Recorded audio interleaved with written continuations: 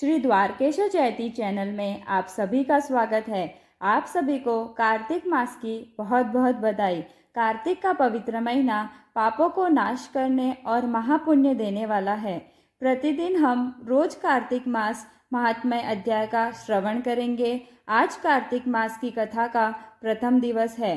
कार्तिक मास कथा का पहला अध्याय। मैं शिमरू माता शारदा बैठे जीवा आए, कार्तिक मास की कथा लिखे कमल हर्षाय। नैमिषारण्य तीर्थ में श्री सूत जी ने 88,000 सनकादि ऋषियों से कहा, अब मैं आपको कार्तिक मास की कथा विस्तार पूर्वक सुनाता हूँ, जिसका श्रवण करने से मनुष्य के सभी पाप नष्ट हो जाते हैं और अंत समय में वैकुंठ धाम की प्राप्ति होती है। सूत जी ने कहा, श्री कृष्ण जी से अनुमति लेकर देववर्षि नारद के चले जाने के पश्चात सत्यभामा प्रसन्न होकर भगवान कृष्ण से बोली, हे प्रभु, मैं धन्य हुई, मेरा जन्म सफल हुआ। मुझ जैसी त्रिलोकी सुंदरी के जन्मदाता भी धन्य हैं, जो आपकी 16,000 स्त्रियों के बीच में आपकी परम प्यारी पत्नी बनी। मैंने आपके साथ नारद जी को वह कल्प वृक्ष आदि पुरुष विधि पूर्वक दान में दिया, परंतु वही कल्प वृक्ष मेरे घर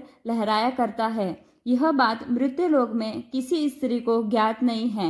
हे त्रिलोकीनाथ, मैं आपसे कुछ पूछने की इच्छुक हूँ। आप मुझे कृपया कार्तिक महात्म्य की कथा विस्तार पूर्वक सुनाइए, जिसको सुनकर मेरा हित हो और जिसके करने से कल्प पर्यंत भी आप मुझसे विमुख न हो। सूत जी आगे बोले, सत्यभामा के ऐसे वचन सुनकर श्री कृष्ण ने हंसते हुए सत्यभामा का हाथ पकड़ा और अपने सेवकों को वहीं रुकने के लिए कहकर विलास युक्त अपनी पत्नी को कल्प वृक्ष के नीचे ले गए। फिर हंसकर बोले, हे प्रिय, 16,000 रानियों में से तुम मुझे प्राणों के समान प्यारी हो। तुम्हारे लिए मैंने इंद्र और देवताओं से विरोध किया था।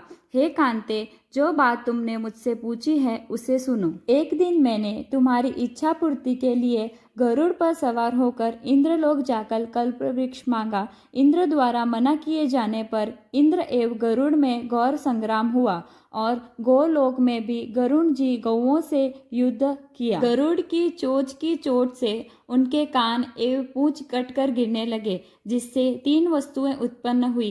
कान से तंबाकू, पूंछ से गोभी और रक्त से मेहंदी बनी।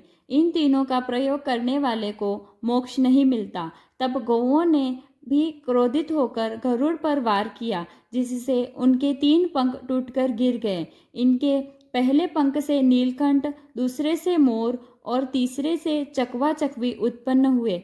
हे प्रिय, इन तीनों का दर्शन करने मात्र से ही शुभ फल प्राप्त हो जाता है। यह सुनकर सत्यभामा ने कहा, हे प्रभु, कृपा मुझे मेरे पूर्व जन्म के विषय में बताइए कि मैंने पूर्व जन्म में कौन कौन से दान, व्रत व जप नहीं किए हैं। मेरा स्वभाव कैसा था, मेरे जन्मदाता कौन थे और मुझे मृत्युलोक में जन्म क्यों लेना पड़ा। मैंने ऐसा कौन सा पुण्य कर्म किया था जिससे मैं आपकी अर्धांगिनी हुई। श्री कृष्ण जी ने कहा, हे प्रिय, अब मैं तुम्हारे द्वारा पूर्व जन्म में किए हुए पुण्य कर्मों को विस्तार पूर्वक कहता हूँ, उसे सुनो। पूर्व जन्म में सतयुग के अंत में मायापुरी में अत्रि गोत्र में वेद वेदांत का ज्ञाता देव शर्मा नामक एक ब्राह्मण निवास करता था।